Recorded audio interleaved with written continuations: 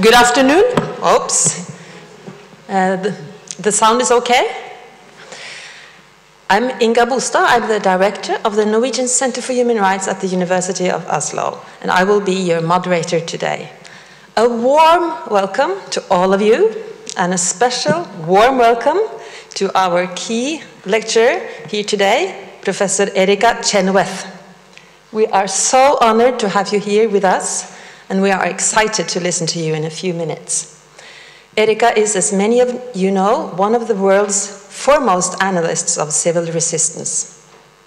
This seminar is hosted by the Peace Research Institute in Oslo, PRIO, together with the Rectorate and the Norwegian Centre for Human Rights at the University of Oslo. And in this seminar, we hope to examine what are the alternatives to political violence, and how can these alternatives be promoted?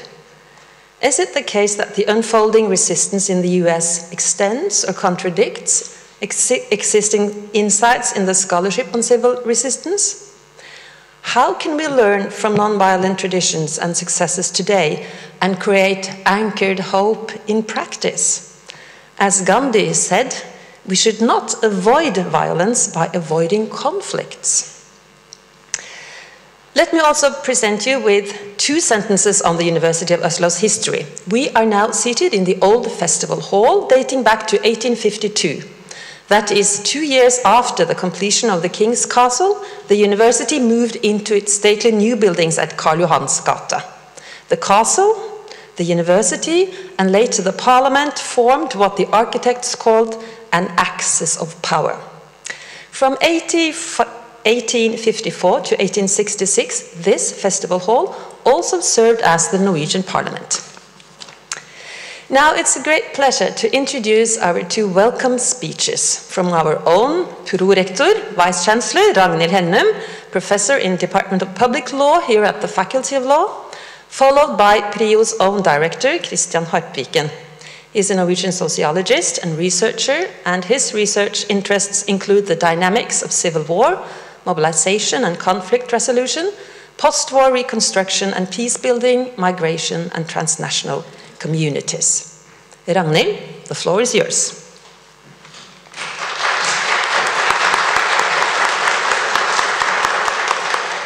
Thank you, and once again, welcome to this, to the University of Oslo, and also to this beautiful room. And of course, Erika, especially welcome to you, Professor Chenoweth. This seminar is a joint venture between the Norwegian Centre for Human Rights at the University of Oslo and the Peace Research Institute in Oslo. This event is the first in a series that will mark the mutual commitment of the two institutions. We want to collaborate to reinforce Oslo as the leading city for research and education on topics related to peace and conflict. In a world with increasing turbulence, 2 days ago, with the atrocities in Manchester, this was underlined, and it's a time for reflection. Because what roles should the university play in a society that is in many ways post-truth? At least some parts of the society are post-truth, and facts are being challenged by alternative facts. The universities and the research institutions has a role to play. The lack of confidence in academia is a great challenge. Today it's more important than ever to defend and strengthen the international academic community. Society is strengthened and stabilized through constructive criticism founded on academic freedom and free exchange of opinions. Sadly, this understanding does not pervade the world at large. We just have to look to Turkey, who have gone from bad to worse when it comes to academic freedom. Today, we will look forward to learn more about, the topic is on the screen already, about civil resistance in the contemporary US. So, once again, welcome to the University of Oslo.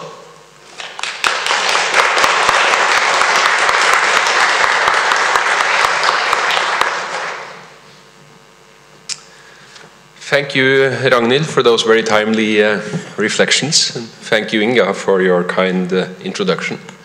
It's a real pleasure to be here at the University of Oslo in the Domus Academica. It's very fitting for the occasion, I think, to learn that we are situated here at the center of the axis of power. Very timely for today's topic, I think. And a warm welcome to all to this first ever event in a new series, the Oslo Lectures on Peace and Conflict. And a particular welcome, of course, to Erika, who will soon enlighten us with her insights. So why is it that we have initiated the Oslo Lectures on Peace and Conflict? Well, the foundation for that is a new strategic partnership between the University of Oslo and the Peace Research Institute Oslo. Late last year, the two signed a rather ambitious memorandum of understanding. I dare say that the two have dated for a good while, probably dated for most of the 58 years that PRIO has existed. And proud as I am of PRIO's 58-year long history, I readily admit that the University of Oslo is a good deal older. We didn't start dating until we came into existence. But that dating has until very recently been without any formal documentation. So it is now, in good secular Scandinavian fashion, time to get documentation, but it really is still more of a partnership than it is a marriage. These are two strong institutions with their own histories, their own identities, and their own roles to play in the ecology of knowledge. It is in the spirit of collaboration to play on our respective strengths to make each other stronger. And while we currently live apart, we are entertaining hopes of cohabitation, perhaps not in the immediate future, but in the more distant future, we are hoping that the housing market in Oslo, and particularly the housing markets around those areas of Oslo, where the University of Oslo is situated, will become more generous, and that options will open up. The ultimate ambition of this partnership is to be ensuring that Oslo remains a leading hub globally for scholarly insight on peace and conflict. I dare say it is one today, but we want to make sure it remains one also in the future, and that the capacity that we generate here in Oslo continues to grow. There is a lot already happening between the two institutions. We are currently developing concrete collaboration between PRIO and a number of departments and entities, centers at the university, including with our co-host here today, the Norwegian Centre for Human Rights. In education, for example, we are, and we have for a few years, been hosting a research school in peace and conflict led by the University of Oslo, with NTNU as a third partner. PRIO staff is engaging in teaching and supervision. In research, we soon see new networks between academics. We are developing a number of collaborative research initiatives, not the least for the most prestigious grant schemes.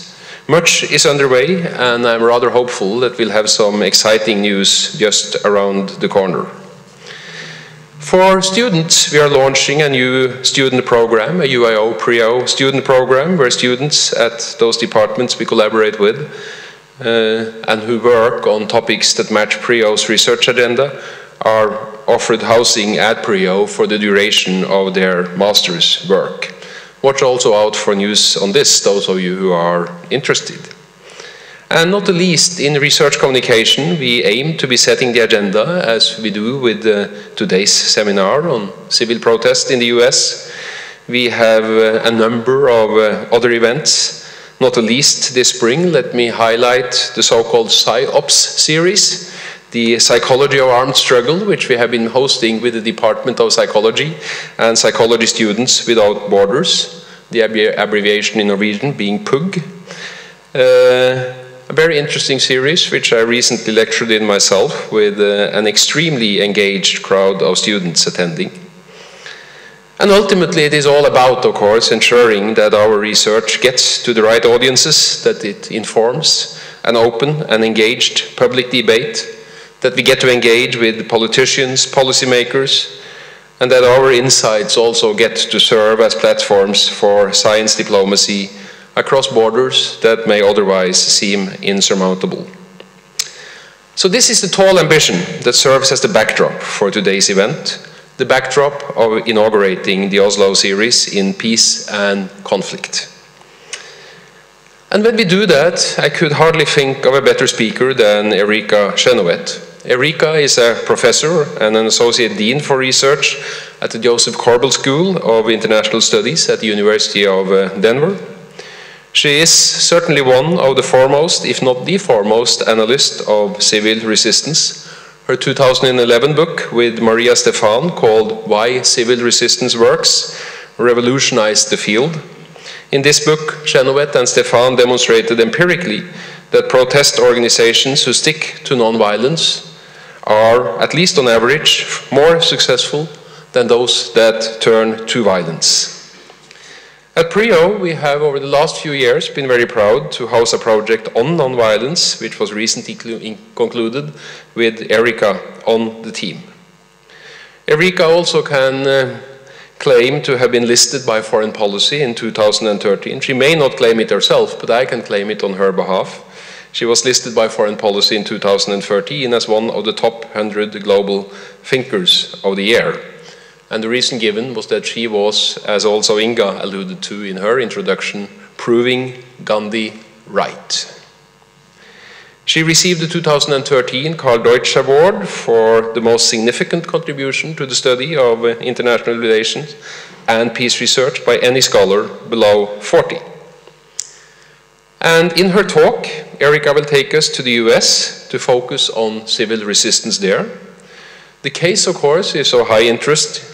It certainly was so back in the 1960s. We've had a period where many of us have paid less attention to civil resistance in the US, but as we speak, there is every reason to again be paying attention to it. From a more myopic Norwegian perspective, and we do speak in Norway, the US being Norway's closest ally, and we all realize increasingly that foreign policy is in many ways a reflection of domestic policy.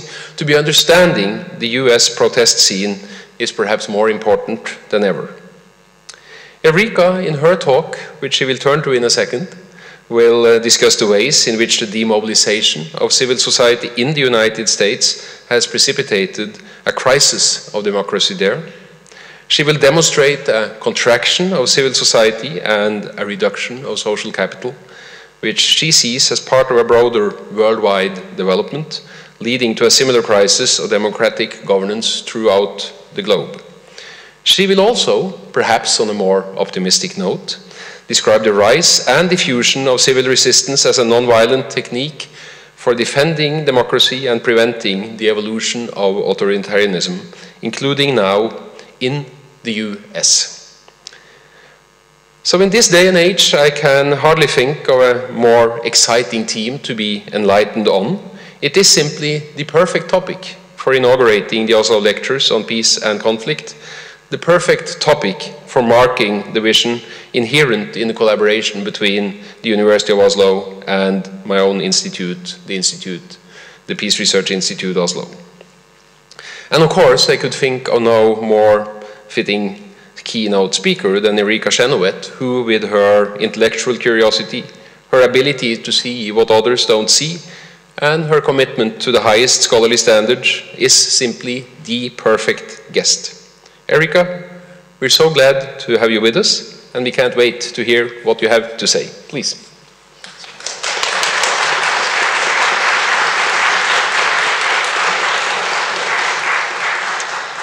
Thank you so much for that very generous introduction to all three of you, and thank you for the wonderful invitation to join you as the inaugural lecturer in this exciting and important new series. I too can't think of a better time to be inaugurating a lecture series on peace and conflict, and I can't think of a city that is better positioned to have the most important and the most thorough and rigorous conversations about this topic than Oslo. I've been delighted to have been associated with PRIO in some previous years, and I'm delighted to see a lot of my colleagues here from that place, and I just want to thank also the University of Oslo and the Norwegian Centre for Human Rights for welcoming me too.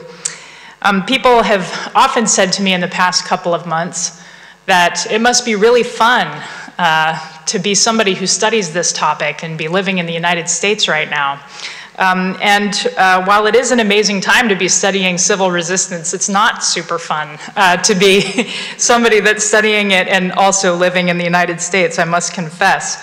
And before I talk about what I see as happening, and to be honest, what I've been involved in the United States over the past few months, I want to first kind of lay a little bit of groundwork about what I see as broader trends around the world in the decline of civil society, which has been well documented by many others over the past 10 years, and situate the conversation about the rise and diffusion of civil resistance in the context of the decline of civil society. So to start this conversation, I want to take us back to 1994, when the Harvard professor Robert Putnam went to Italy with a key question in mind. And his question was, why does Italian democracy function well in the North and poorly in the South? Now, this is an important question for a couple of reasons. From a political science perspective, it was a very appealing empirical puzzle because it provided within-case variation. That is, the same country with the same general national institutions having two very different outcomes by region. So that's appealing for research reasons.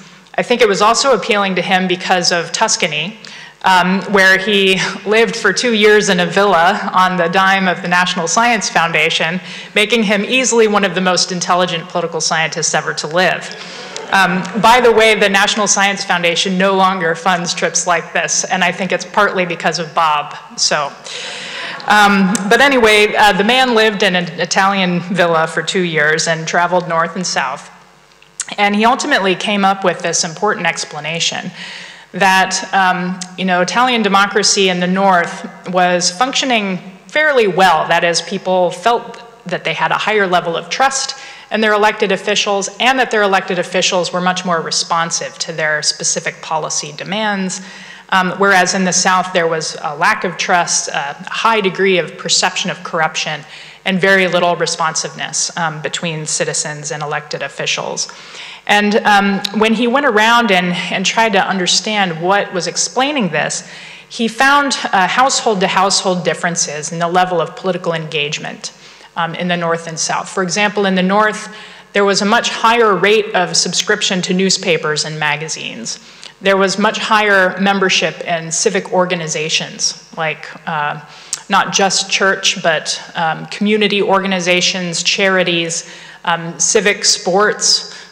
There were a lot of different ways that people engaged with one another and were forced to come into contact with people with differing political views on a daily basis in the North.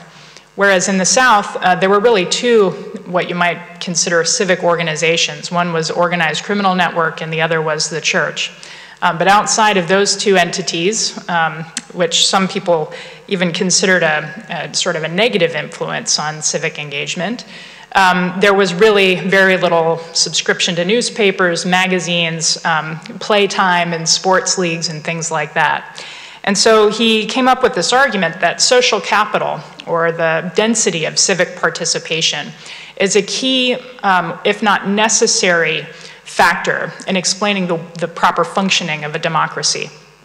And the insight that he produced was that social capital creates many different elements and sort of socializes many different elements of democratic practice, including a higher level of trust, a higher level of reciprocity, networks that bridge across political divides and thereby avoid the most severe types of polarization, but also feelings of neighborhood and community mutual aid and self-help, so that even if something bad happened to you, you knew you could go to your neighbor who happened to vote for a different political party and they would still take care of you. This community spirit or civic spirit generates a lot of the different latent or informal mechanisms that make democracies work. So then Bob came back to the United States because he thought, well, you know, if we have this variation within Italy, I wonder how the United States is doing on its social capital. And the answer was not good.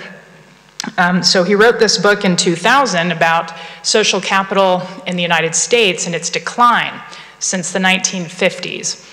And this is a chart from his book that shows bowling league membership. He wrote a book, it's a popular book called Bowling Alone, which is about the fact that Americans since the 1960s have been increasingly disengaged from different civic organizations, including intramural sports. I mean, I'm not sure that we all need to go out and join bowling leagues right now, although it would be really fun, wouldn't it, if we just set it up and started bowling. But it's more an indicator of a lot of different types of civic organizations, whether they be church groups, volunteer organizations, and other types of altruistic or civically minded associations. And his argument is that as this has been declining over time, what we can expect is a moment of crisis where the United States will experience a total dislocation of trust between citizens and the established politicians, or the established political class. And this is important, as I mentioned, because that sense of trust, reciprocity, and the community spirit that is produced by social capital is, as I mentioned, a necessary element in not just the creation of, but also the maintenance of democracy. Now, some of you may be familiar with this chart. It comes from Freedom House and their Freedom of the World study that was released earlier this year. And what this chart is really showing is an overall decline around the world and at least their scores for political freedom. And what it shows is that over the past 12 or so years, we've been seeing an incremental decline in the number of countries that are both transitioning to democracy or maintaining democracy. So as was mentioned in the introductory remarks, there are a lot of well-known cases: Venezuela, Turkey, Brazil, Hungary, Poland, the Philippines, other cases where we have seen the democratic institutions that were in some way either emerging there or already taken for granted, experiencing major and sometimes dramatic reversals. And in fact, many have argued that the United States is now experiencing one of these reversals, in part because the checks and balances are now no longer in place, with the Republican Party controlling basically all three branches of government. The electoral system has been questioned as to its integrity. Press freedom and the independence of the media has also been questioned, with the president asking intelligence chiefs to jail journalists who are not friendly to the administration. And there are many other kind of necessary elements of institutional democracy that are either under strain or have been outright contested or reversed. In the meantime, we have this crisis of social capital, where most Americans will tell you, regardless of where they sit on the political spectrum, that they're absolutely frustrated that they cannot talk to their neighbors or family members about politics without having a total lack of common basis around even the most basic facts about what's happening in the country. So this is the bad news, because even though liberal democracy fails in many respects, and it is not by any means a perfect system of government, we do know from a lot of different political science works that it may be yet too soon to abandon the project of democracy, despite its flaws. Democracies tend not to fight one another in wars. They tend not to have as many civil wars as non-democracies. They are shown to have better aggregate human rights practices. They are shown to have enshrined nonviolent norms of conduct and conflict resolution into their institutions. So they're kind of a necessary, albeit insufficient, condition for addressing the economic, social, and political injustices that so many people in these countries wish to address. So the question is, how do we backtrack on this backsliding of democracy? There are two very important books that have been written by political scientists that take on this question specifically, albeit not in the US context.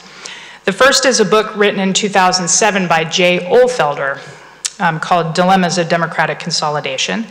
And the other is a recent book by Steph Haggard and Bob Kaufman called Dictators and Democrats that came out just in the end of 2016.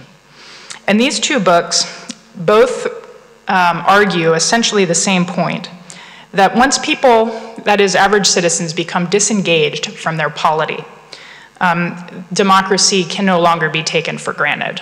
And the democratic institutions that are often taken for granted, like free and fair elections, press freedom, independent judiciaries, separation of powers, checks and balances, and so forth, once the slide toward authoritarianism begins, those institutions on their own can't save the country from backsliding into authoritarianism.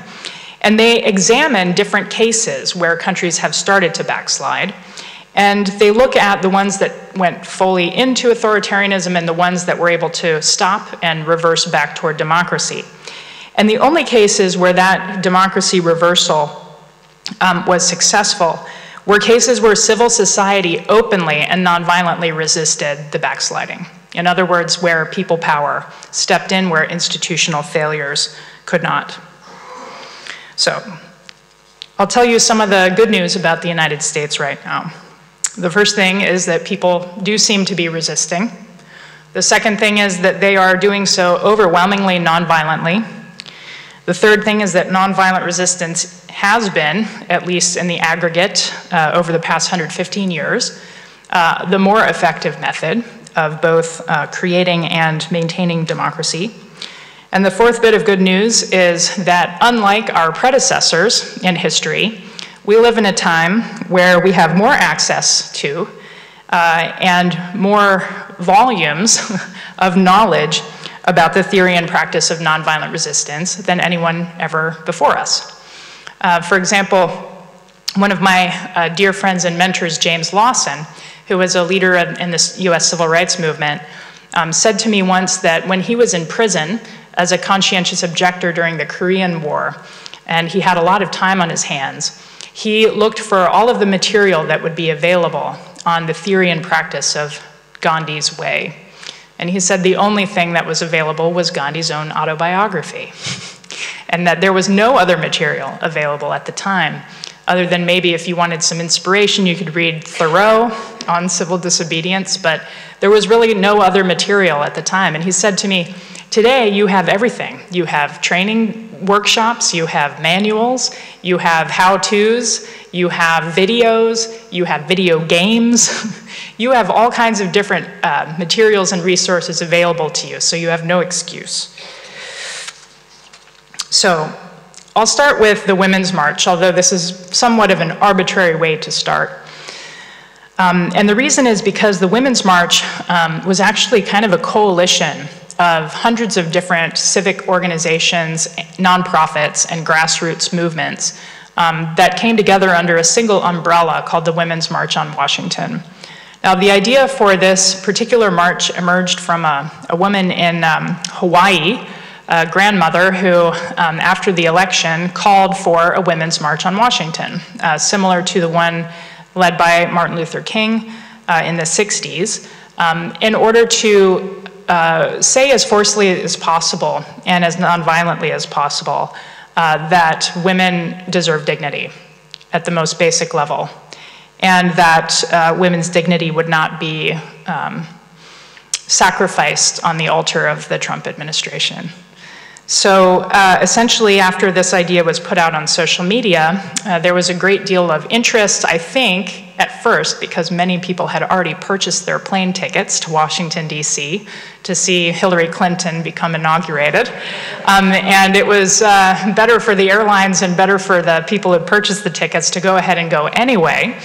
The other matter was simply that that's not the entire explanation, because there were over 900 sister marches throughout the United States, including my town, Denver.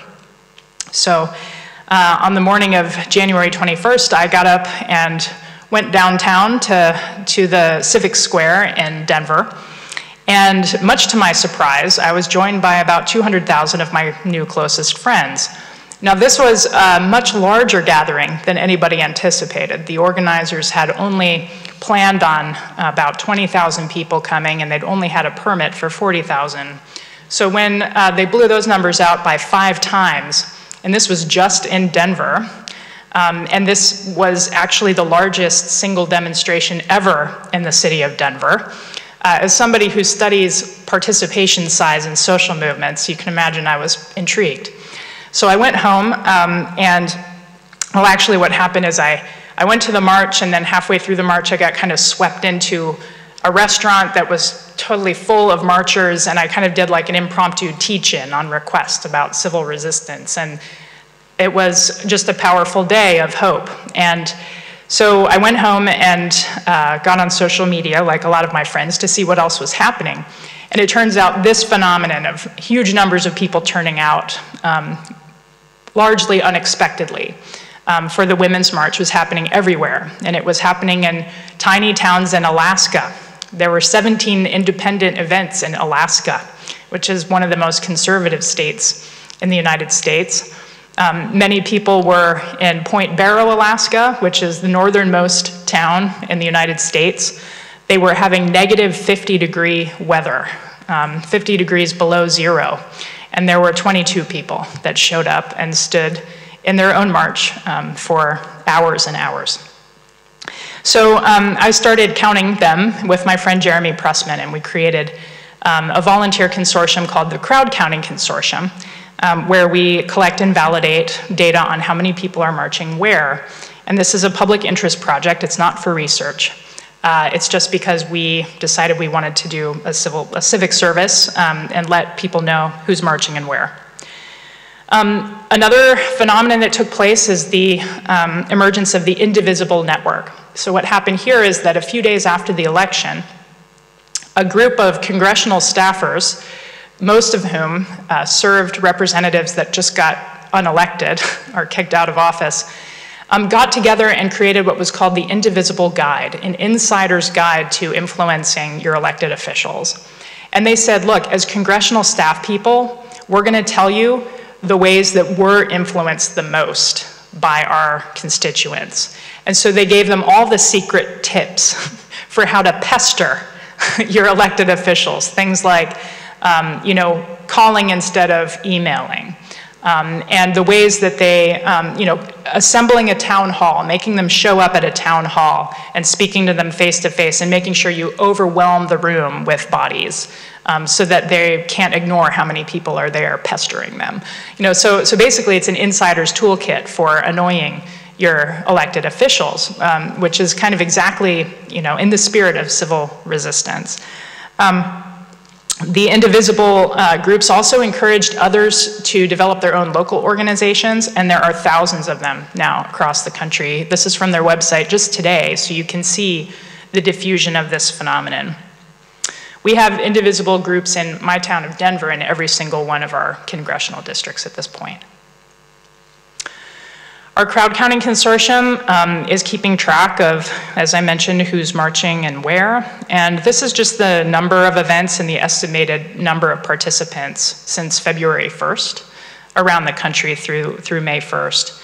And what you can see here is that there is a kind of a normal level of dissent that's taking place every single day. In the United States, there are at least 3 or 4 marches a day somewhere in the United States, or protests or strikes or some other kind of contentious action. And then we have these days where there are massive amounts of marches and massive amounts of demonstrators. Since the Women's March, which by the way turned out the most people in recorded US history for a single day event. That's 4.2 million. Since the Women's March, the largest single day event was the March for Science, which was April 29th, I think. No, April 22nd. And the March for Science also turned out the nerdiest and cleverest group of people you've ever seen, with amazing signs that said things like, "Got the plague? Me neither. Thanks, science." Or "No science, no Death Star." These are some of my personal favorites. But you know, another one is the signs that say things like, "It's so bad, even the nerds are here," you know, which is kind of true. So then you see that the Climate March was also very large. That was April 29th. And then the week before that, the little spike in participation was the Tax March. So there's mobilization around women, there's mobilization around climate justice, healthcare, democracy, that is transparency, accountability, and corruption. And then this earlier blip in February, you can see there's kind of a bunch of contentious events there right in the middle of the month. That was mostly related to immigration. So at least in my lifetime, the United States right now is having the largest and most sustained solidarity-based mobilization around immigration that I've ever seen. And this is both for people that are facing imminent deportation, mostly back to Central American countries, and for people who are facing deportation because they are Muslims from the Muslim banned countries. So the airport protests that maybe hit the news here were part of that larger trend. So this activity in the United States is actually part of a larger global trend of actions that are signaling that people around the world are resisting backsliding into authoritarianism because of the decline of social capital around the world. So here you can see a chart that comes from the major episodes of contention data set, which is a work in progress between myself and some of my colleagues at the University of Denver. And what you can see here is that large-scale violent insurrections have been declining fairly steadily since the 1960s. Whereas large-scale nonviolent mobilizations have been increasing fairly steadily since that time. And the definition that includes an uprising into this database is that it's a campaign or a coordinated set of nonviolent techniques where at least 1,000 observed participants are claiming a maximalist goal, which is the removal of an incumbent national leader or territorial independence in their countries. And we can also see that during the same time series, the past 115 years, that these campaigns of nonviolent resistance have been significantly more likely to succeed than their violent counterparts. Although in the past 5 years, there has been an absolute decline in the success rates of nonviolent civil resistance, the relative success rate remains. So in other words, the nonviolent campaigns are still much more likely than the violent ones to succeed. But in the past 5 years, we've seen a reduction in the success of nonviolent resistance. Now, there are a few different potential explanations for this, and I kind of entertain a few of them in the bulletin that you can take with you that's out front. But one of them actually deals with the problem that this technique is diffusing without a set of really well-known common knowledge about what makes civil resistance work. So in other words, there's a lot of learning that nonviolent resistance is an option, but less learning about what it is about nonviolent resistance that makes it succeed. So let me talk a little bit about the 4 things that the successful campaigns in these data tend to do. The first thing is that they tend to build large and diverse participation. They tend to vary the techniques of nonviolent action that they use rather than just marching or protesting, for example. They tend to elicit shifts in the loyalty of people that reside in different pillars of support, and they tend to maintain their plan, even when the opponent escalates repression. So let me walk through a couple of these factors. The first is large-scale and diverse participation. So it's not rocket science that larger movements create bigger effects. But what we know now is that movements don't get really large and really diverse unless they have some kind of overt commitment to nonviolent resistance. So what we know from the data from Maria Steffens in my book is that there are few campaigns that have failed after mobilizing 3.5% of the population actively in a struggle, but that no campaigns tend to surpass that necessary threshold unless they engage in civil resistance or nonviolent resistance. And the reason for that is because nonviolent resistance provides so many different points of entry for people with varying levels of risk, varying levels of commitment, varying levels of moral kind of consideration and understanding the ways that they might engage in conflict. So the large challenge here for any movement, including the one in the United States, is how to maintain the solidarity that has been built among these very diverse coalitions of actors. So not just women and immigrants, for example, but scientists and people who have much more conservative religious beliefs and much more secular leftists. And the main issue here, of course, is building trust. Building trust will do so much more to allow these coalitions of solidarity to be maintained over time. Now, the reason why it is powerful and important to mobilize large numbers is because of the effects that those numbers can have on changing the political landscape underway. So this is an exercise from 350.org, which is a climate justice organization that's called the Spectrum of Allies. And what this exercise is meant to do is to get activists thinking about how they might actually pull more people into their camp. So they think about active allies, which are the people who are already out there mobilized, passive allies, which are people who agree with them but who have never engaged in any type of action before. Then there are neutral people. Then there are passive opponents, which are people that disagree with you but wouldn't fight you. And then there are active opponents, which are people that disagree with you and are actively trying to support their agenda and undermine yours. So the purpose of this exercise is for people to think that the goal is not to convince the active opponents or the passive opponents about their point of view. The goal of this approach is to actually try to pull the passive allies into the active category and to pull neutral people into the passive allies category. This is much more politically realistic and feasible. In fact, it's a pragmatic approach to understanding the political realities that one faces rather than having the expectation that just by being on the right side of history, you'll somehow convince the opponent. So I often say that the goal of civil resistance is not to melt the heart of the opponent. It's simply to constrain their options by starting to gather a larger and more sustainable coalition of people by just kind of pulling them a little bit further closer to you rather than trying to convert the other side.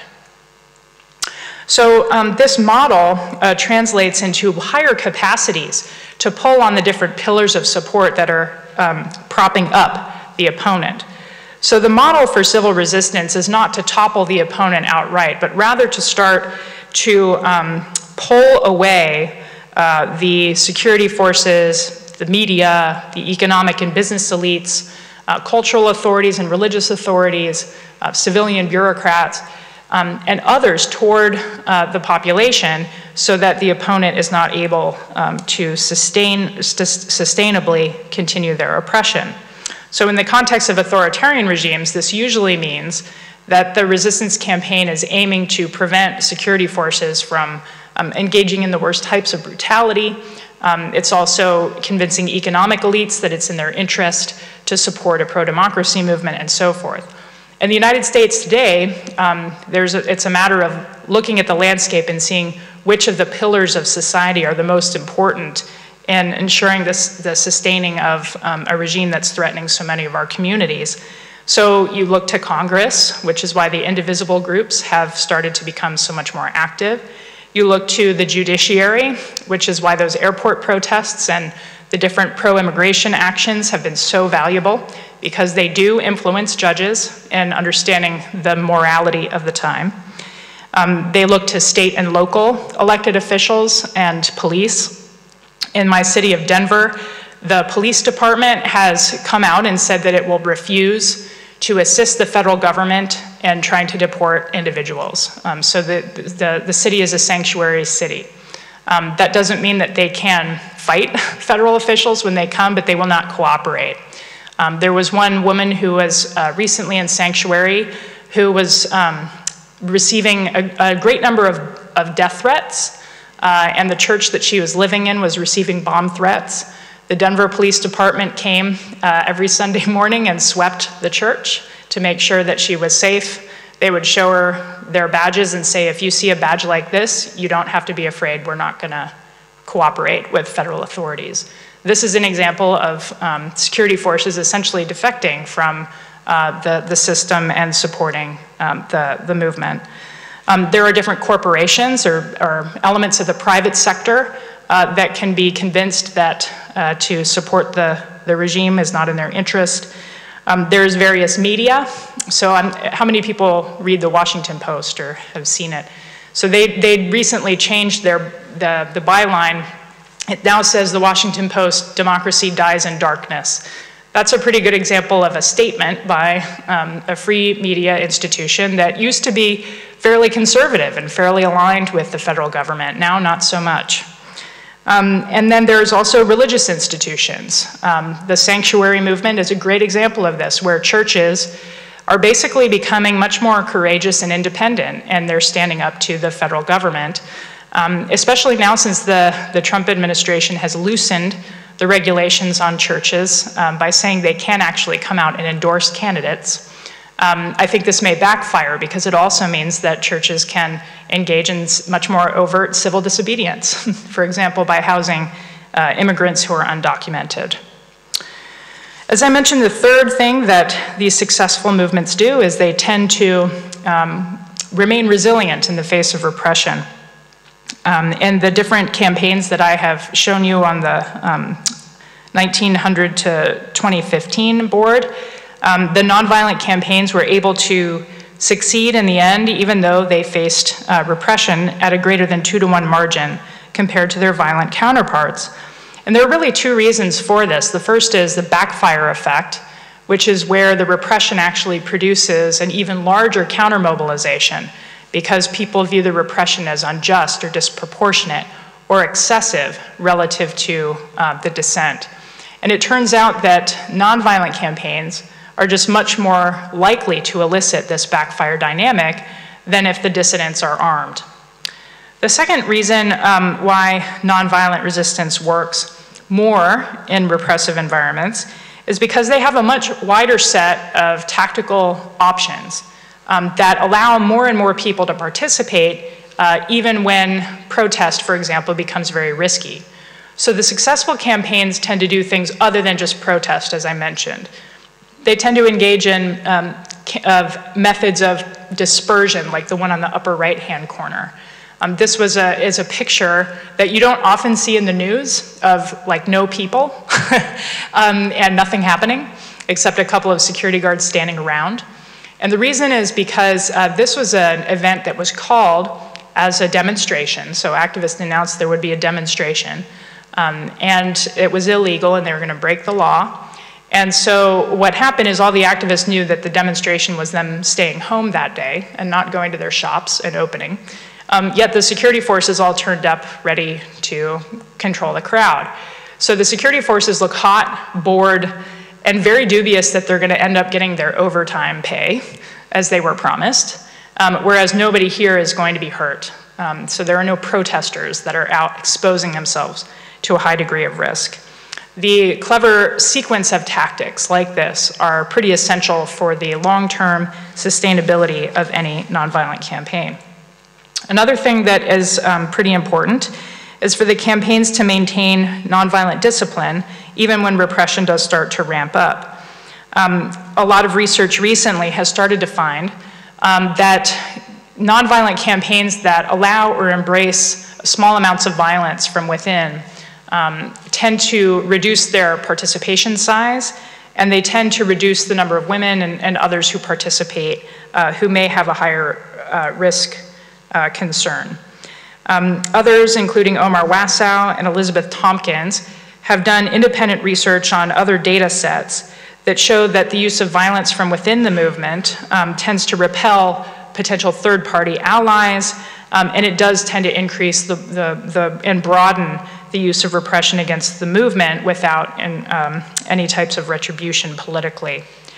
So basically, I will end somewhat on an optimistic note, even though I think that the main conversations in the United States right now are how to build solidarity among especially marginalized communities and the majority population.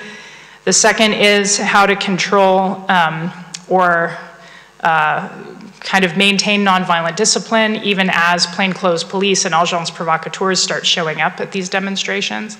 And the third is trying to coalesce around a series of concrete, achievable goals that the movement of movements can start to mobilize toward. The good news, as I mentioned, is that the nonviolent fight is happening. I think people see it. I remember I was at an event where a Bangladeshi student said to me that I was really terrified about the Muslim ban until then I saw all the people at the airports protesting and I realized that the America I know is still alive, you know.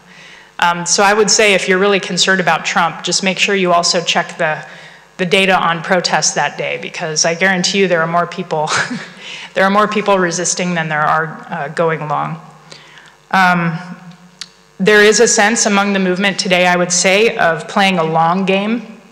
For example, the Women's March a couple weeks ago released an initiative on Mother's Day that they called Daring Discussions, where they are encouraging people to actually go home and ruin dinner by initiating conversations with their family members about basic values and morals. And trying to understand where we're going as a country and what concerns us and how we can try to build unity.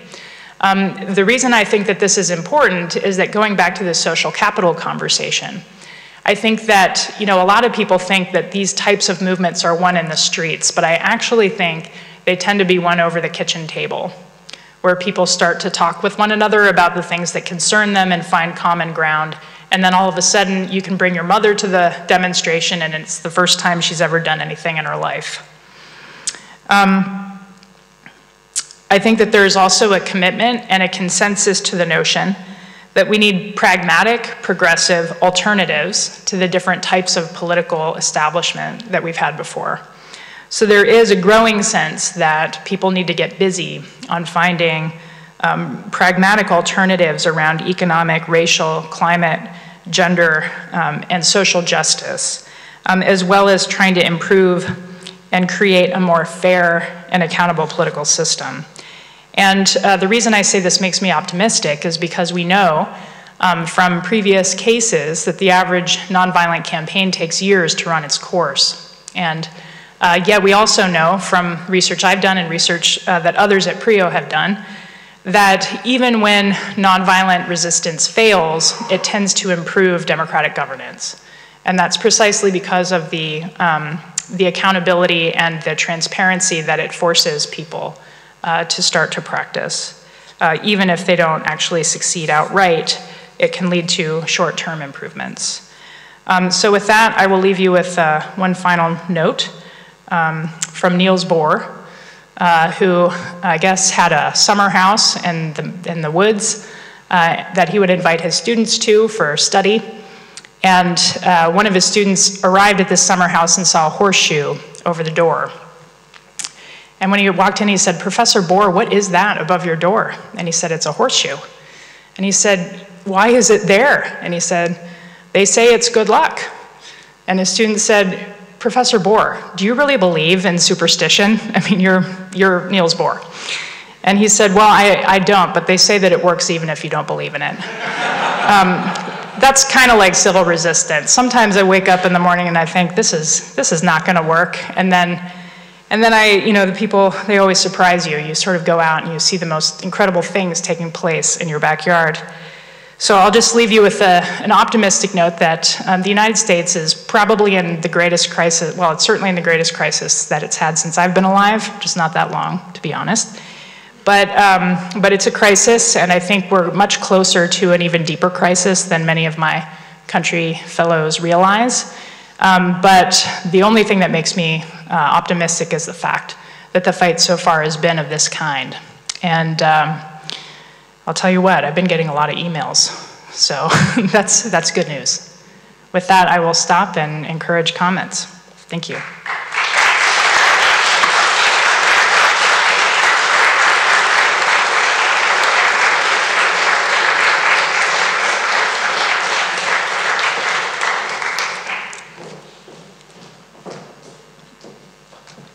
Thank you so much, Erica, for this extremely interesting, useful, rather optimistic and relevant topic. There will be time for questions later on. We will now move on to the dialogue part of the seminar, and we will have 2 short comments, and then we will have a panel that will emerge here. So if you have any questions, keep them in mind, please. First, we will have a comment from Scott Gates. He's an American political scientist and economist, a professor at the University of Oslo, Department of Political Science, you may come up, as well as a research professor at PRIO. And he holds a PhD in political science from the University of Michigan, and he was formerly the director of the Center for the Study of Civil War at PRIO, a center of excellence that lasted for 12 years. And his current research topics include the rise of China, Islamic State and police brutality, as well as international politics, bureaucratic politics, civil conflict, the US, global South and democratization. And his latest publication from last year was Power Sharing, Protection and Peace, and also Development Consequences of Armed Conflict, Environment and Conflict. The word is yours. Thank you. I didn't think I would ever quote the Dead Milkmen in my life, but while Erica was giving this really fascinating talk, the punk band from the early 80s called the Dead Milkmen, and it probably reveals my age and my bizarre taste. But the Dead Milkmen had a song, and this is from the early 1980s, it was Take the Skinheads Bowling. And the skinheads at the time were the neo-Nazis, and I think it actually is very appropriate, is that actually for the US to be successful, we need to take the skinheads bowling, even if they aren't the old skinhead of the early 80s. The US right now is, Erica alluded to it, but it's incredibly polarized. And I'm American. I make many, many trips back home. Every time I try to get invited, I was invited to Denver, and I combine that with a visit back home to see my parents. Of all my extensive network in the US, and this might just tell you about my network, well, my congressman for my parents' district is a black Muslim, Keith Ellison, who failed to become the leader of the Democratic Party. The forces, well, I won't get into that. I only have a little bit of time, so I'm not going to get deep into Democratic politics and why the Democrats aren't in the White House right now. But I know only one person who voted for Trump, and that tells you a lot. It tells you about how polarized the community is.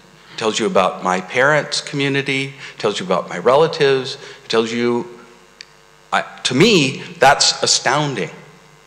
Because it's even the Republicans I knew didn't vote for Trump. But yet, he won. So Pew Foundation had a survey, now it's getting a little bit old, but I think it's very revealing. And that is and it was quite sophisticated survey, and it's looking at the degrees of support, of hardcore support, tentative opposition, and absolute full opposition. So we'll start with opposition. 35% of the US population, basically, no matter what Trump does, are opposed to Trump. Most of them loathe Trump. It's not hate, it's beyond that, they loathe Trump. So you're starting off right away with 35% opposition. Then on the opposite side, 23%, no matter what Trump does, will support him. And he even brags about this group, that he could go to Broadway and shoot somebody dead and they would still support him. It's 23%. Now here's where the action is, because if we're going to have civil resistance, it's basically going across, and the 180-degree shift that we're talking about is basically moving, maybe not all those 23%, but what is there is we're saying, roughly speaking, 40%. Now, right now, it's 38% support for Trump. Of that group, that means there's 17% that are still with Trump. But if he doesn't do things, and most of those people are those who are the most vulnerable, and one of the reasons that Trump won is because the US has a real problem with stagnating income, people who are stuck in positions and they don't have the hope that they had anymore. And one of the reasons they're not bowling anymore is because they have 3 jobs. And they're commuting from, they can't afford to live in the cities, they don't live in the inner suburbs, they're living in ex-urbia, they depend on a car, and then they have to drive. There's no time for bowling league anymore. And that's something that's not really articulated in the Democratic Party. It's not articulated, you get some notions, but I think that's something that you really have to understand for understanding why is Trump president. But I think this is where the genius of Erica's presentation comes out. Why is there the social action against it? And if it's going to succeed, we have to bring those people in. If they're spending, and some of them aren't going to be able to because they're sitting there in their cars driving across and trying to make ends meet and barely able to do that with part-time jobs here and there on minimum wage that's quite low in the US. It's starting to be addressed and a lot of cities are started to address that, but these are slow things coming. Basically it's that 17%, and I will say, so then we have about 32% that are willing to, if things go right, they're going to support Trump. I don't think they will, and I think given the policies that are being enacted by Congress, that's even less likely. But that still doesn't change the scope of the land. A, incredible polarization. B, the Republicans have done their homework. The Tea Party was successful and really took over. Most state governments not only are, for the most part, the Supreme Court controlled by Republicans. They're not reliable partisans, but push comes to shove, they are conservatives. They were nominated by Republicans. B, Senate is Republican, House is Republican, President is Republican. Most states are all 3 branches controlled by Republicans. This means that the principles of reducing civil liberties, expanding the power of the state, are unchecked in many ways. So what we basically have is a division, and hope against hope is, with checks and balances, is that there will be checks. And I think the best news is that Trump is such an incompetent boob that he does things like, okay, all I have to say is John McCain. John McCain literally was in the bottom of a hole as a prisoner of war during the Vietnam War, who refused to be a political, he was the son of an admiral. He refused to reveal his name or anything, and he served almost a maximum time as a prisoner of war. During the campaign, Trump came out and says, he's no hero, he got shot down, he got captured. McCain's a human, and if I talk about the 35% that loathe Trump, he shares the same party, but you can be assured that if there's an opportunity for McCain to take Trump down, he will do that because he's a human. But he's also a skilled politician. He has sharp elbows. He's willing to dagger a person in the back. He'll wait for it. So those are my, I mean, that sounds really gruesome, but I do think that's my notes for optimism. But, but I do think in terms of what has to be done is social activism is nice, but what's really important about the women's movement, and I want to underscore this aspect and where where Erica started with it, this is really important because this is broad-based. It's women, but it's not normal American identity politics. And if you are going to have an identity, well, why not choose the biggest group of all, women? That's powerful. And it's going across all the spectrum of society in an incredibly polarized environment. And it's the only way you're going to succeed and sustain this activity and get people mobilized, get them to vote during the, because voting always goes down during the congressional elections when a president's not involved. If people can be sustained in their enthusiasm, that's going to be possible. But it has to be broad, it cannot be narrow, and it cannot ever be on the anti-Trump side. If you're a Republican and you're anti-Trump, those people need to be embraced as much as possible. And we need to take the skinheads bowling if this is actually going to be sustainable. And I'll thank you for a fantastically stimulating, fascinating talk. And I want your slides. Thank you.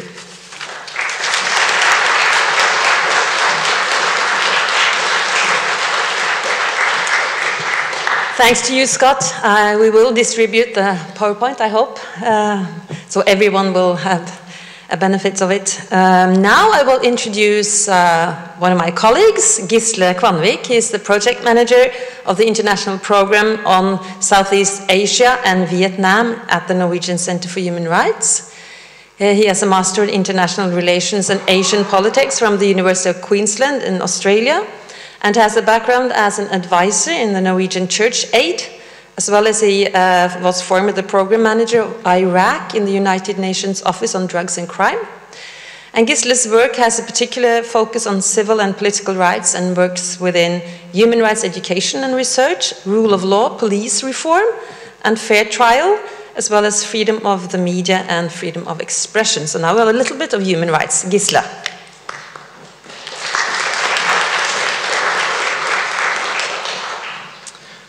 Thank you, Inga, and thank you very much, Erica, for, I would say, reintroducing a bit of optimism into my political imagination. This afternoon, or late this afternoon, I'm traveling to Legoland with my family, and I have to say that I have entertained the idea of migrating there just recently. You know, it's easy to get a driver's license, housing may be a problem, but still it seems like an easy place to live. I'm not going to talk too much about the US, given that I'm a Norwegian citizen and that for the past decade I've spent most of my working time in Vietnam, also some other countries in Southeast Asia. But your work and your presentation today sort of mirrors a particular development in Vietnam that we can draw lessons from. And I think in a very in a macro perspective, Vietnam has sort of moved from a situation where the discussion in the late 1990s, early 2000s was whether Vietnam had a civil society or not. It's a one-party communist state, and what passed as civil society about a decade ago were mass organizations belonging to the so-called Fatherland Front, of which also the Communist Party of Vietnam is a member.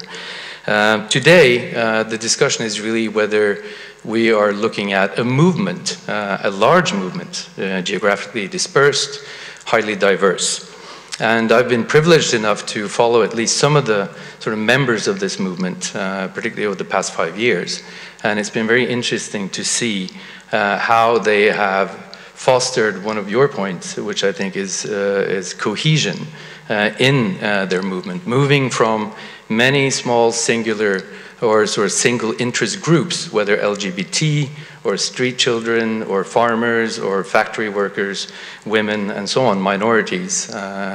They were able to, particularly in the process of writing a stakeholders report to Vietnam's hearing before the Human Rights Council in 2014, they were able to get together 60 civil society organizations and NGOs across a wide area of interest areas and write the stakeholder report. And they were able to do so in a very sort of intelligent manner, because rather than sort of just listing every single interest they had, they were capable of arguing on an aggregate level when they came up with their recommendations to the government and also their demands.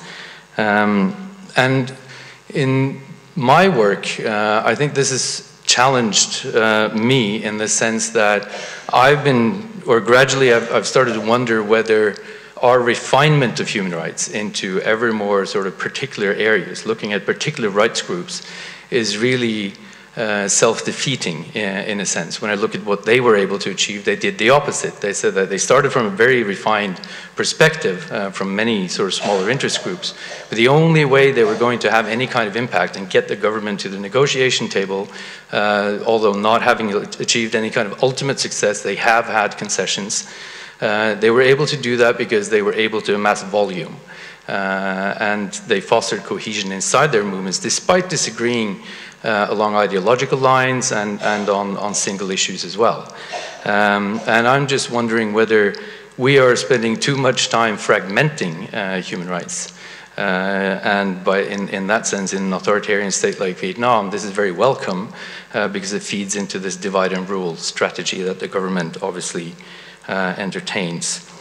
And looking for this kind of cohesion, coming back to my country, although not in the same situation as the US, but still looking at Norway as part of Europe and then looking at the United States as well.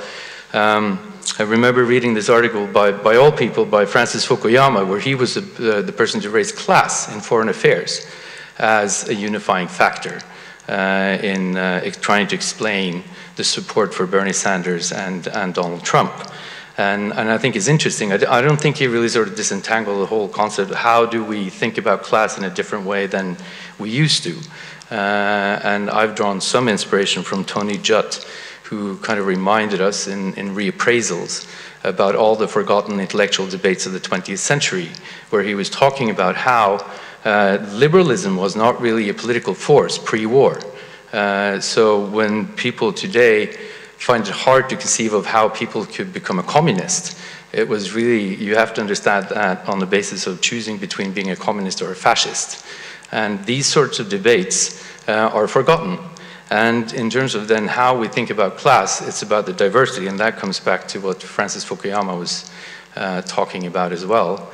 And I said it's surprising because I wasn't really expecting him to talk about class, but the idea that class is a lot more diverse than simply economic factors or gender or race or other issues, but it's a very sort of powerful unifying concept that can provide volume. And in a country like Vietnam, they are working with trying to redefine class vis-a-vis the established elites. They don't really see socialism or communism as the major obstacle to different kinds of freedom or development. It's more a sort of established political order underpinned by economic interests. That's what they see as their sort of enemy or opponent, and that's what they're trying to resist. So I look forward to the panel debate too. Thank you.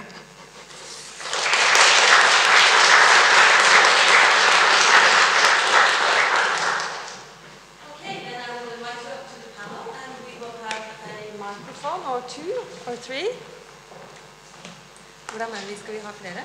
Ja, vi skal ha mygger. Vi skal ha mygger, ja. There will be some extra microphones. So we will talk for a little bit, and then we will. Okay, sorry. We will talk for a little bit, and then you will be able to ask some questions as well. Welcome to the panel. I'm very happy to have you here. I'm a philosopher, so I'm entitled to ask naive and silly questions. But first of all, I would like you, Erika, would you like to comment on Scott and Gisle, because they had a lot of things to say about your introduction. So please. Yeah. Okay. Sure, I'll just react to one thing that each of them said. So, and thank you both for your comments. So Scott, you mentioned this bit about taking the skinheads bowling. I'm of two minds about this. On the one hand, it would be great if you could get the skinheads to come bowling. I think it would be too much to expect them to not be skinheads after bowling. What I'm more interested in right now is less fraternizing with skinheads and more fraternizing with the person at work or the student at my university who admits to me over the water cooler that they didn't vote this time. That's my person. So my person right now, if you think about that spectrum of allies chart, my person is the one who sat it out, but who's sympathetic and sort of regrets that they sat it out. And so I can pull them easily into activity that is, making up for that. And then there might be, their sibling or their brother or their family member who didn't vote but maybe is a little less sympathetic toward the movement. So maybe they're inclined to give Trump a chance. Well, they might be pulled into another category of neutrality or passive support of the movement as well. So I'm more interested in that group, the sort of center, the people who are like too embarrassed to admit that they didn't vote in 2016. Those are the people that I want to go after first. And then maybe skinheads when we're feeling really ambitious. Gisela, I think your point is right, and I would agree with this sense of the importance of speaking to the aggregate level. That what is our lowest common denominator? What is the thing that we are all united against? And I think for a long time, the United States has never had a sort of personified opponent, right? There have been issues. There have been, certain types of grievances and demands that have, in fact, stacked up along quite fragmented interest group lines. And so, for the first time in a while, the United States has this personified opponent. And I guess the question that comes up a lot within movements is, what do you lose by going after that common denominator? And I think many of the marginalized groups in the United States say, well, for one thing, we lose the ability to model within a movement the type of system we're trying to create. So, for example, there's a lot of discussion within Black Lives Matter and within its different kind of affiliated ally groups like SURJ, Stand Up for Racial Justice, which is the sort of white counterpart to Black Lives Matter, about what role white people should play in a movement like Black Lives Matter. And the reason is because when a lot of white people show up at Black Lives Matter events, they want to take over, or they want to rearrange the chairs, or they want to give their ideas about what should be happening. And honestly, it's not welcome, and it creates a sense of kind of reintroducing the exact racial hierarchies that the movement is trying to transform. And so I think what happens then, if you say, okay, everybody forget about your identity and your previous grievances, and let's just all come on the same bandwagon. Many of these movements that feel that they have been struggling for decades for justice for themselves feel quite sidelined and marginalized. So that's the real challenge, is how to elevate those voices and respect the fact that they have indeed been struggling for what they see as a life and death situation for themselves and their communities for a really long time. And the rest of us are just kind of finally showing up. That's the issue. And it's very delicate. And in fact, can I think often be a very toxic conversation. So we need the most skilled people on board right now to help us navigate these waters. Thank you. You will have a microphone. Would you like to respond, Scott and Gisela? Oh, I think that there's a...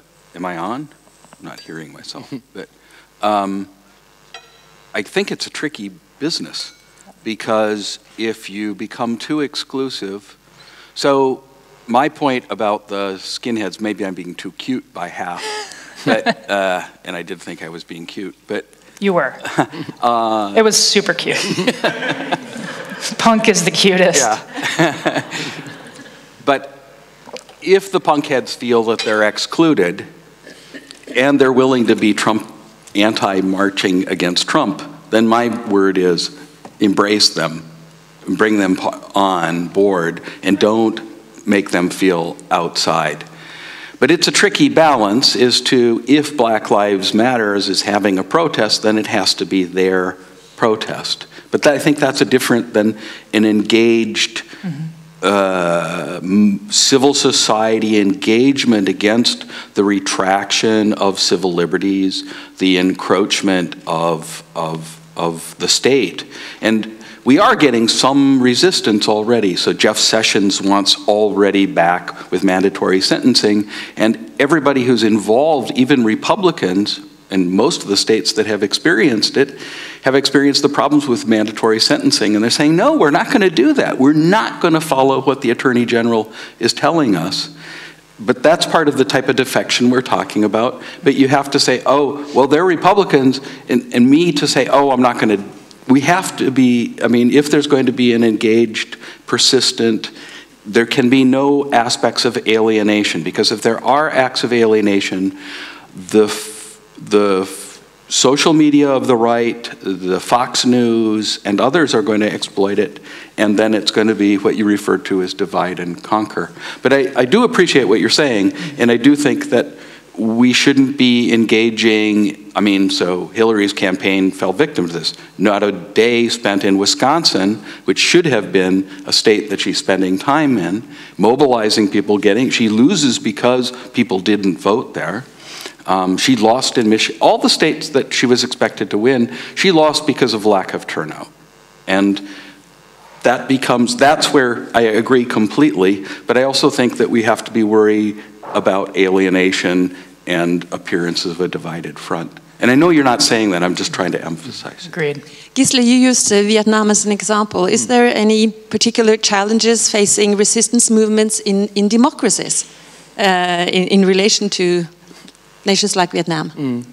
Well, I think it kind of alludes to the point you made, that I mean, Vietnam's an authoritarian state, so what they're facing is different, and I think that to begin with, I don't think it's an either-or situation in terms of picking.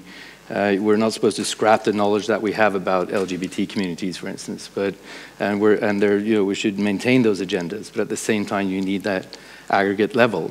On the other hand, in a country like Vietnam, they haven't come that far in terms of that refinement either. So they're somewhere in between. And in terms of an opponent, you have this very entrenched, established state, or powerful dynasties and families and networks that are pretty much running the country, and that it's probably easier for them to agree that this is the main problem, and then it marginalizes us in different ways, disenfranchises us in different ways, and that they can unify on that kind of aggregate level. Maybe it's a little easier for them than within a democracy. Mm-hmm.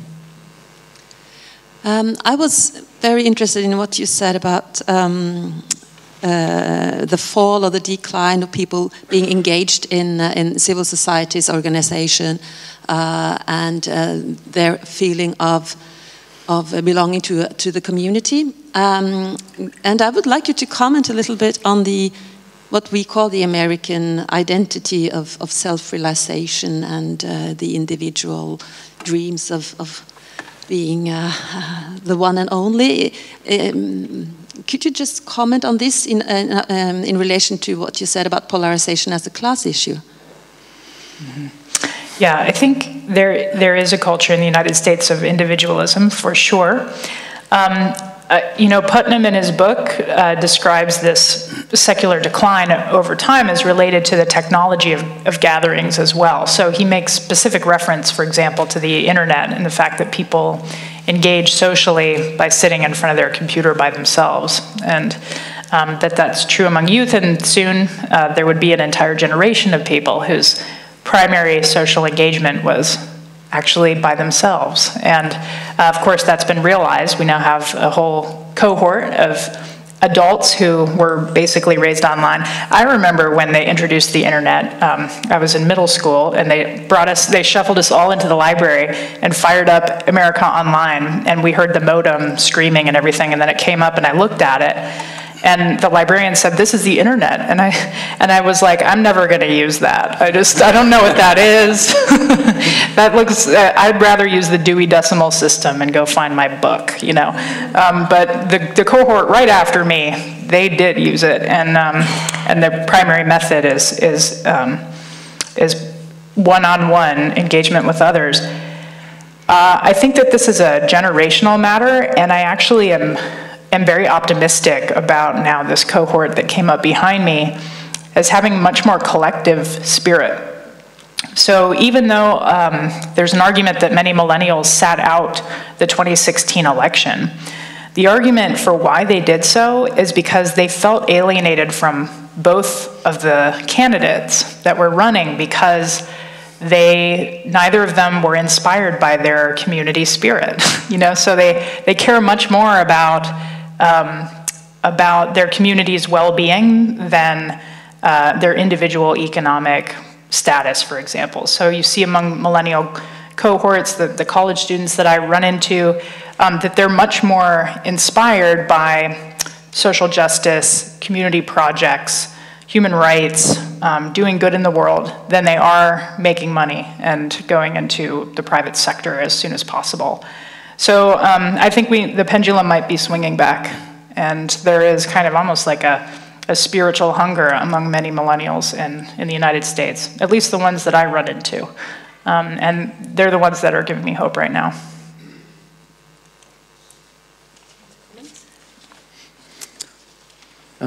Yeah, I just had I had a friend of mine who, she works in human resources and human resource development for one of the big industrial corporations in Norway, and she said that the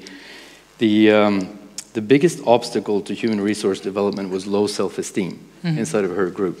And she said that in terms of politics as well, in terms of their voting preferences and so on, she could see a sort of clear distinction between these people in terms of people with low self-esteem are more likely to vote populist. And it's almost like this is a small sort of common denominator as well, that our sort of more right-wing or more populist voices inside our politics as well are better at communicating with people that have low self-esteem. We can open up for questions. While you are thinking, I will ask you, Scott, a question, because I know that you're interested in what we can learn from the right in shaping the political agenda. And you said something about the Tea Party. Can it serve as a model for the resistance policy? Well, the Tea Party was remarkably successful. It's a very ideological party, and it goes against the grain of what I was talking about, because they were that said, they're very ideological and anti-tax. But in some ways, the Tea Party was very good in being broad, because they took in the old, more Rocky Mountain West, libertarian, no government, I'm an independent rancher who gets a huge government subsidy. No, never mind. But this myth of the Western individualist, and combined that with US South fundamentalist Christian groups. And normally that was a natural division in the conservative movement. So Goldwater, by the end of his life, was railing against the way that the conservative movement had changed. And it wasn't Goldwater's principles. It moved away from what he viewed as not the business of government. Yet the Tea Party was successful in bridging that gap. They were successful, extraordinarily successful, in working at the grassroots, in getting people elected, taking over state legislatures, and then from the state legislatures, then you take over governorships, and successful in redrawing boundaries for legislative districts. A lot of the issues that are part of the right were brought there by the Tea Party.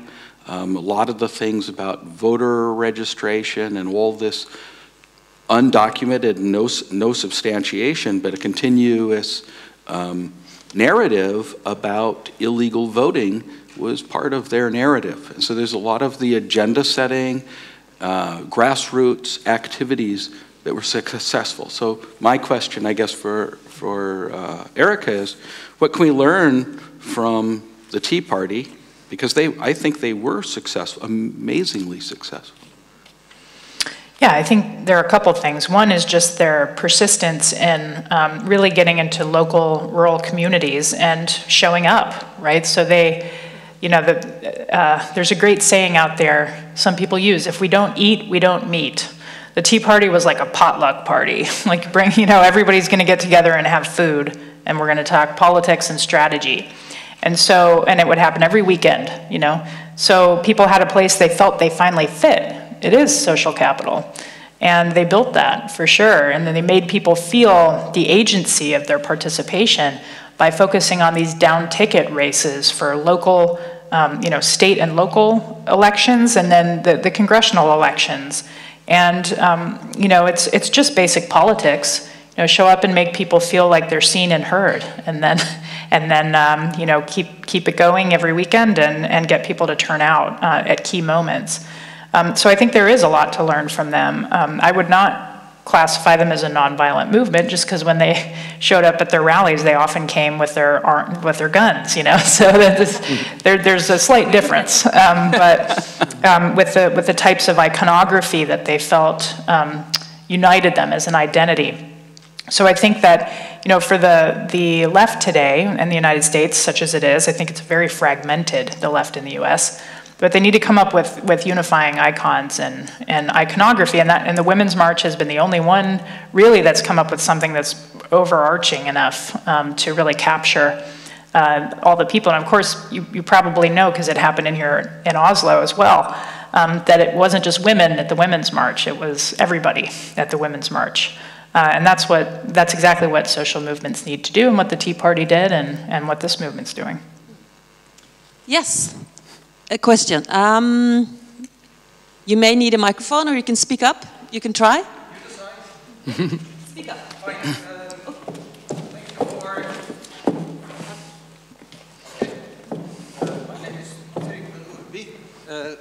Thank you for interesting observations, also optimistic observations. You mentioned guns, and you laughed. I have two questions. Do you see any tendencies, because you all three of you agree that the polarization in the US increases, right? Do you see any tendencies of this non-violent resistance against Trumpism or Trump turning violent? And second question, if this resistance against Trump really should increase to threaten Trump, could you see or could you fear any tendencies of violence among the Trump supporters? Yeah. So I worry about violence, civil violence in the United States today. It has already happened, but it's mostly not the anti-Trump groups. There has been violence against the protesters by people that support Trump. And of course, you know, there's a much larger degree of gun ownership and kind of gun culture among many of Trump's supporters than among the resistant, so to speak. That said, gun ownership has increased since the election among African Americans. And this is, I think, a worrying reality, that there are people who feel so threatened in the country that they need to get firearms for their protection, because they feel like if they don't, they or their children are going to be hurt. And as we know from political science, anytime there's a mutual kind of security behavior, trying to increase one's security by purchasing weapons and things like that, it can create a security dilemma, which is the sense that as this cohort of people tries to defend themselves, it actually threatens the other side. And I can tell you just from reading a lot of right-wing, extreme right-wing websites over the past few years, which I do, there is a lot of chatter among different right-wing militia groups about the coming race wars. And they talk about it very openly, and it's almost as if it's a self-fulfilling prophecy for them. You know, everything they see is an indicator that we're coming closer to this race war, and they want to be on top and everything. So it's very worrying. And it just is another reason why the movement has to be nonviolent and incredibly disciplined, both about its behavior and its messaging in this regard. So I guess I answered both questions. I worry about the latter more than the former. There have been some incidents of violence by the Antifa, the so-called anti-fascists. They've mostly been of the property destruction type, of the, setting fires to different pieces of property or smashing windows, occasionally the punching in the face of someone on a camera. My sense is that this actually harms the movement. It's very controversial to make that statement, but overall, I think even if it has short-term tactical effects of bringing a lot of attention to the movement, for example, it does tend to repel participation and reduce third-party support for the movement. So it might have tactical benefits, but way too many political costs to be worthwhile. The good news is, in counting these crowds, I can tell you that the incidences like that are less than 1% of the total incidents. So even though you may see them on the news, they're so marginal to what's actually happening. And I think the movement really needs to try to keep the focus on the nonviolent elements. Yeah, I'm Tor Egil Førland. I'm head of the Department of Archaeology, Conservation and History at the University of Oslo, one of PRIO's partners at the university. And I'd like to introduce perhaps a slight note of discord into the discussion, because if I close my eyes and forget where I am while listening to you, then I would think I was at a meeting of the Stop Trump or Oust Trump campaign. And that makes me a little uneasy. So I want to ask the panel if you can understand that feeling of uneasiness. Yeah, I can try. Yeah, I mean, I'm not American, like I said, so, but yes, I can. I think, but again, it's easier to draw parallels. I mean, I live on the eastern side of the city, and listening to Eric as well, there were probably more of my neighbors that would have voted Trump than amongst the networks that you described. And again, it's this issue of low self-esteem, fear, anger, for multiple different reasons. And so I don't think his candidacy and his sort of rise to power is, in hindsight, is that surprising, even though we were caught unawares. But and I can understand that uneasiness in a sense as well. But I think it's more, in my mind, it's more about, well, how do you start a conversation with my neighbors about these issues in a way that is non-violent and perhaps also more constructive in terms of the kinds of policies that in the long term may also aid them. I think that's at least what I try to do on an everyday level, not toppling anyone, but rather try to engage my neighbor. I think you are identifying something. Actually, Erica and I had a little bit of a discussion at lunch with others, but it was along these lines about if there was an impeachment that went through, or resignation or something like that, and the whole far right and discussions about the deep state and challenging the deep state, there is something about, and this is actually in Erica's position at lunch, but that Trump is different, and he represents something that's different than the Republican Party. He is an insurgent within the party. He doesn't represent what the Republicans have traditionally stood for. And he has touched something in the comment that I made about people. I mean, at least I view this as that there are people that are really vulnerable in the US. They don't have a social networks or a social welfare system available to them like you do in Norway. And these people really are having to take 3 jobs to make ends meet. The problem is that the policies that are being done, a multimillionaire and his cronies are not doing that. So I guess, yes, I am. It's hard for me to get away from identifying Trump as the problem. I really do think he and many of these people are enacting policies that are not in the interest of the broader US, that are antithetical even to traditional Republican values. It's party politics, it's a polarized society. It's going to be, a lot of the movement are going to be resisting particular things that are maybe, I guess this is what it is that you talked about having a focal point. He becomes a focal point for over many issues, like immigration, anti-Muslim attitudes, expressions like that. But I don't know, maybe I haven't disentangled myself. I'm not an expert on, I am not doing my scholarly work on American politics. I'm a passionate consumer of American politics, and maybe I'm less dispassionate when it comes to this topic.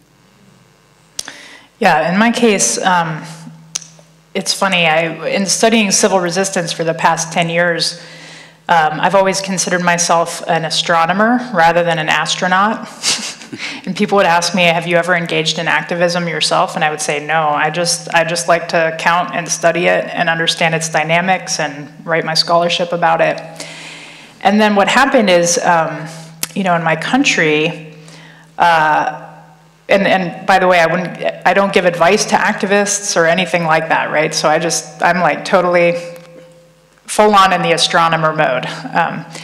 But then what happened is that in my country, this election took place, and not only did the polarization really reveal itself in the election, but so did the total disengagement of the majority of Americans from the political process. So only 28% of Americans voted for Trump. And he won the presidency on that small proportion of the population, putting him in office. And as he got into office, what I realized is that almost immediately, the people that are most vulnerable in my country, their lives were threatened. I mean, there are people who are being imminently deported, who, if they are deported back to their countries, face really difficult circumstances that could be life and death. And these are my communities, these are my neighbors, these are my friends, people I work with, who are, because of racism, basically, facing this life and death crisis. The new budget that was proposed yesterday eviscerates federal assistance to the poor. The health care program they want will completely subjugate women to lives that they don't want. Necessarily. As a gay woman, many of the agenda items that they want to pass threaten my marriage and my equal status as a citizen in my country. Whether I can go into a store and be treated the same way as anybody else is now not taken for granted, because they've reversed executive orders on this item protecting the rights of gays and lesbians and transgender people and bisexuals in the country. So I think it's okay, actually, to attempt, as by the way the Republicans did over the past 8 years, to attempt to obstruct policies that one disagrees with in a democracy, so long as the method of obstruction is nonviolent, so long as it's transparent, and so long as it's meant to try to protect and transform our communities into places that are more just for everybody. And, I'm not sure if I'm in the oust Trump camp, but I'm definitely in the resist the agenda with everything we have, because it is life and death for some people.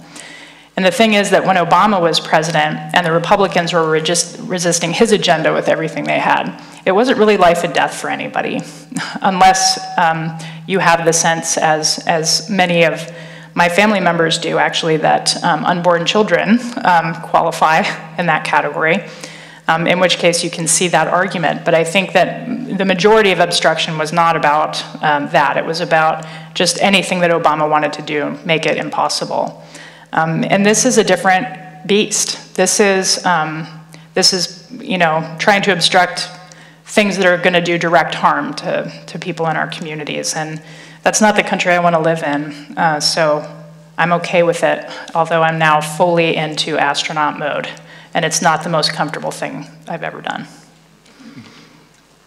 Yeah, I think I also want to say that I think it's just hard to be disinterested when it comes to Donald Trump as well. Even even not being a US citizen, because also internationally, the repercussions of his policies, or maybe lack thereof, are serious, in the sense that multilaterally and bilaterally, there are serious sort of conflicts emerging, conflict lines within the Human Rights Council. We can look at the Security Council today and see how Xi Jinping and Putin and Trump, we could have had Le Pen in there. I mean, it's a sort of motley crew of people. But also in the sense that we experience firsthand how authoritarian governments also borrow the language of Trump, like they have borrowed from Russia in the past. I know The Guardian has written quite a lot about these, the Russian NGO law having been exported to 60 different countries. A lot of the rhetoric and arguments from Trump are also making their way into regimes around the world, and they're actually quite happy and quite pleased with the direction this is taking, and that is also putting a strain on the people that we work with in civil society as well. So it's not only sort of it's just hard to just take a step aside and not see the consequence of this, and the questions it raises about governance and the fragility of our own democracies, because that's an argument now as well, where people will say that, look, your system is so imperfect. It's, it lasted post-war and now it's ending. So we want something better, more durable, more sustainable. The Chinese way is better, for instance.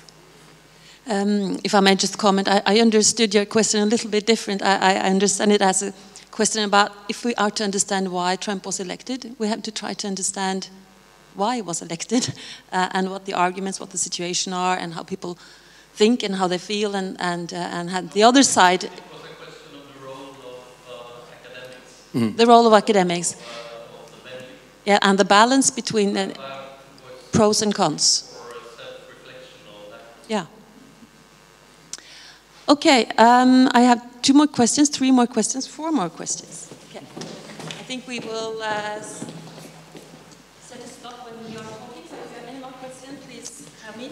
Thanks. I'll just follow quickly up on Tor Egil's great question and take a different tack. If I imagine myself as somebody who was deeply dissatisfied with the workings of the US political system, and for that reason I cast my vote behind Trump, I would probably have been out on the streets now as well. So Erika, to what extent are the Trump voters represented amongst the protesters? And if they are not, is there something about the way the protest is organized, the way it self-identifies, that is alienating to those who, in my book, should be amongst the absolutely most disappointed in what we have seen evolve over the last few months? Yes, we have seen some Trump voters in some of the protests. This was true in the Women's March, for example, where there were a lot of women who came and said, I voted for Trump, but I totally disagree with the way he talks about women, and so I'm here. And again, this is why I think the Women's March is so promising, is because it has such a broad tent. And it's hard to object with the notion that women should have dignity. So they have the right messaging. And it's just a matter of then translating that into something that is sustainable and concrete. But yeah, I mean, I think that it's actually quite natural, and if we go back to research for a moment, to see in a social movement's life cycle that at this point it's kind of a core of like-minded supporters who are now thinking about how they can reach out. It's only a few months old. The Women's March is 3 months old, if you can believe it or not. And so it's quite natural at this point for them to be thinking about reaching out and broadening their base, and that's why they came out with this initiative to have these daring discussions, precisely for this issue that you bring up. Can I add in here, health politics and the health issue is scaring a lot of people who are Trump supporters. And so meeting with congressmen in rural Minnesota, which voted Trump, especially down in the 1st Congressional District, they're overwhelmed with people coming to meet, and they're scared to death about health reform. So in this regard, there's a focal point on a particular issue, one which they feel especially vulnerable, and the protest is occurring in those ways They're not necessarily going out on the street, but they are going to the meetings, meet the congressman, and they're not happy. And actually, in terms of mobilization, is something that's going to really have an effect on the separation of powers, even if one party shares it, is in the US, you're dependent on your district. You depend in your position of power not on your party, but on your district and you getting the votes. And if those people are out and they're against you and they're worried about health politics, that means your position in Congress is endangered. And that will speak louder than anything to addressing these kinds of issues of vulnerability and whatnot. Sometimes the engagement between Trump supporters and Trump opponents is improvisational, but a great story came from Dallas, Texas, where in March there was a pro-Trump demonstration that was taking place at a mosque in Dallas. And they were anti-Muslim and wanted to have a protest against this mosque's presence in the community. So then members of the mosque came out for a counter-demonstration, as is often the case. And so you had the pro-Trump people and you had the Muslim pro-mosque people. And they were across the picket line from one another, peaceful protests. And then a group of people that called themselves the Dallas Workers Collective showed up. They were Antifa, and they had knives and weapons. And they started yelling at the pro-Trump people to step off and get away from the mosque. And the mosque members started telling them they didn't want them there. Like, this is a peaceful protest, and we don't want you and your black masks and your weapons interrupting our peaceful protest. And they refused to leave. And so the pro-Trump supporters and the mosque people decided to leave together. And they went to a restaurant called Halal Guys, and they sat and had a dialogue. So it's happening. And I don't mean to say that, you know, that we want to create the communities we want, you know.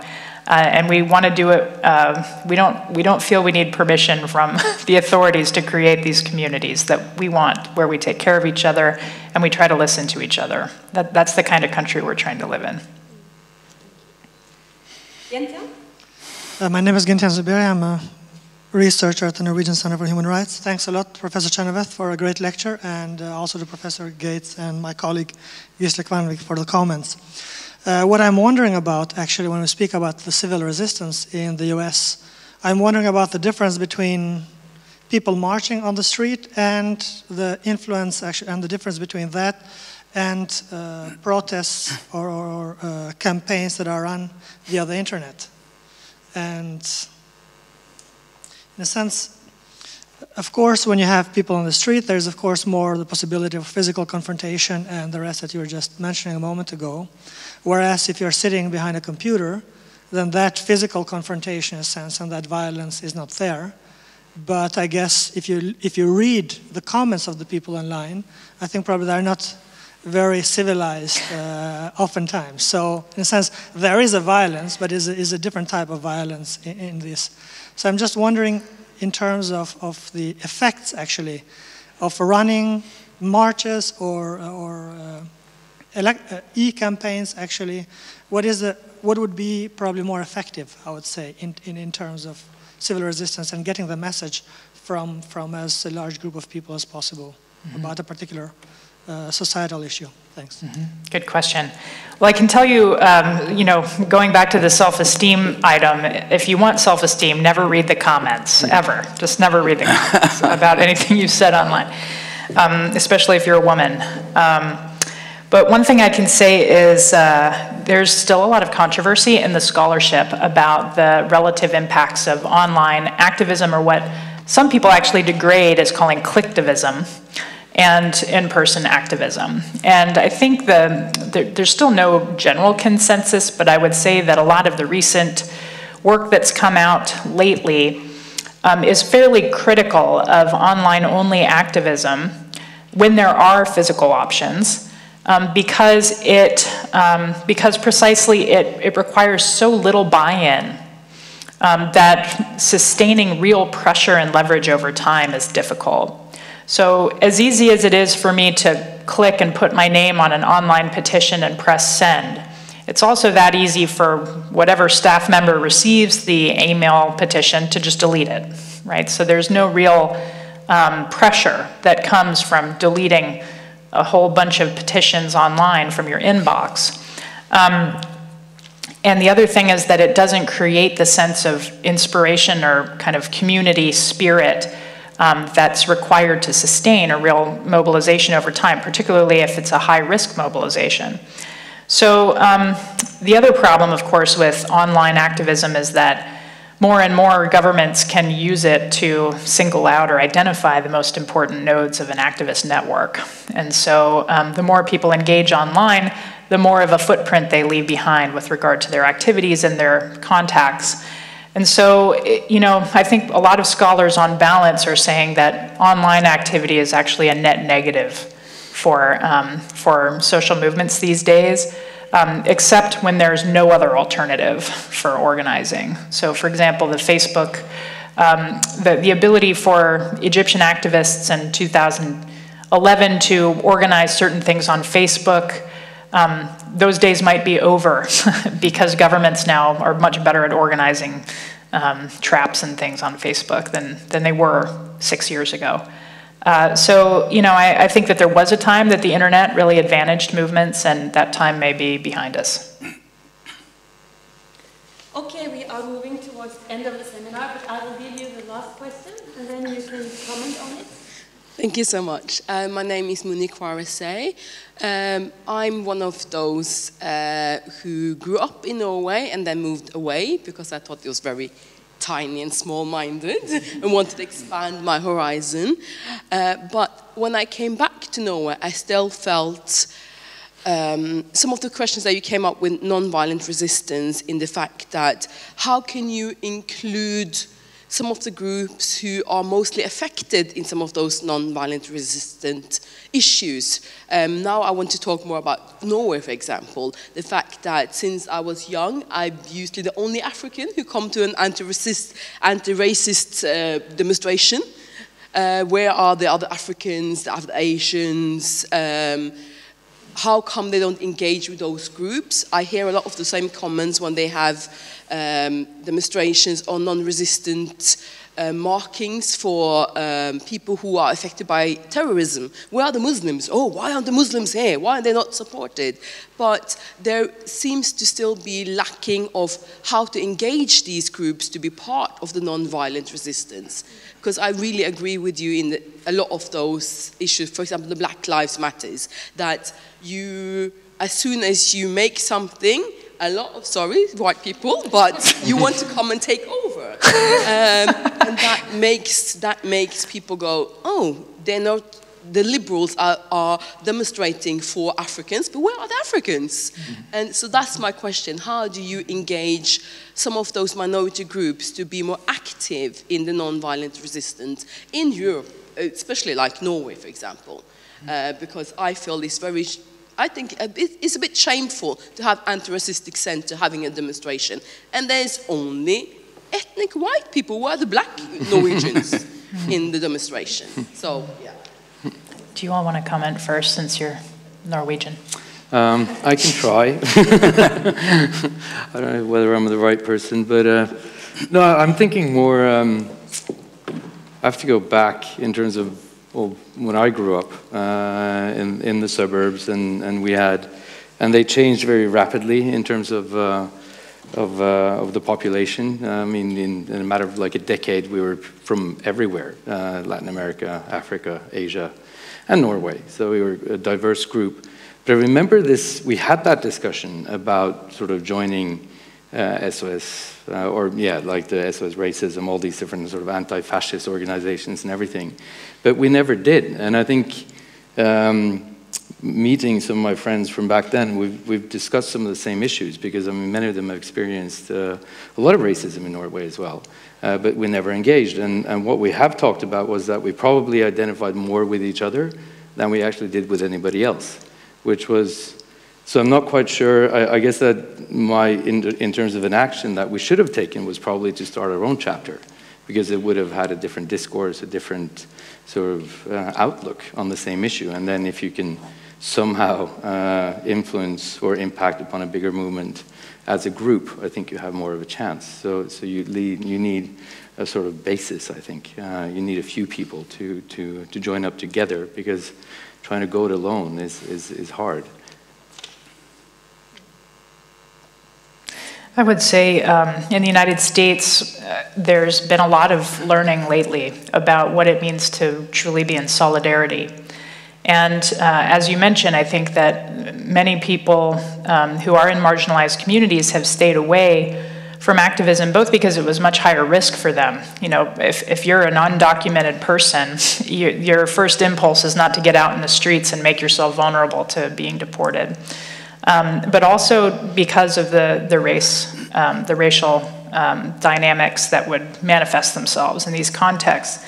And I think there's been a lot of learning among white Americans lately, both thanks to Black Lives Matter and Freedom Side and the DREAM movement, that our role should be to show up with rather than for. And so I tried to adopt basic manners that my mother taught me when I was a child, that when I go over to dinner at somebody's houses, I don't tell them how to rearrange their kitchen or their dining room. I just go and I ask how I can be helpful, and then I sit quietly and wait to be told what to do. And I think the more that we can share that kind of spirit and approach with our fellows, the easier it will be to create trust and to build that sense of community that we all want, but are kind of clumsy in creating. Thank you. Do you want to say something, Scott? As a no, I think that was a brilliant end. Yeah.